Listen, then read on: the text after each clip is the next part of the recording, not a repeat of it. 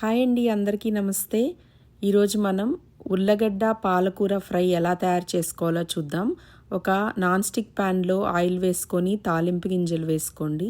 దీనిలో 4 పెద్ద ఉల్లగడ్డలను ఈ విధంగా మీడియం సైజు పీసెస్గా కట్ చేసుకొని ఆయిల్లో బాగా లో టు మీడియం ఫ్లేమ్ పెట్టుకొని ఈ విధంగా వేయించుకోవాలి.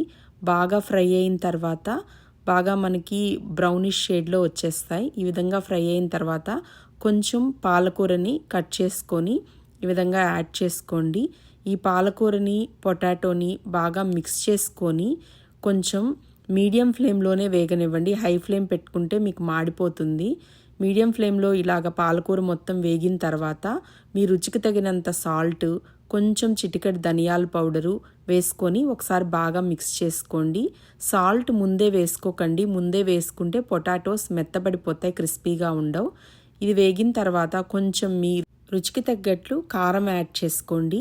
నేను నార్మల్ కారమే వేస్తున్నాను. మీరు కావాలంటే వెల్లుల్లిపాయ కారం కూడా యాడ్ చేసుకోవచ్చు. కొంచెం ఘాటుగా ఉంటుంది. కారం బాగా పొటాటోస్ వేగిన తర్వాత స్టవ్ ఆఫ్ చేసుకోవడమే. ఇది రైస్లో కానీ సైడ్ డిష్లో కానీ చాలా టేస్టీగా ఉంటుంది. ట్రై చేయండి.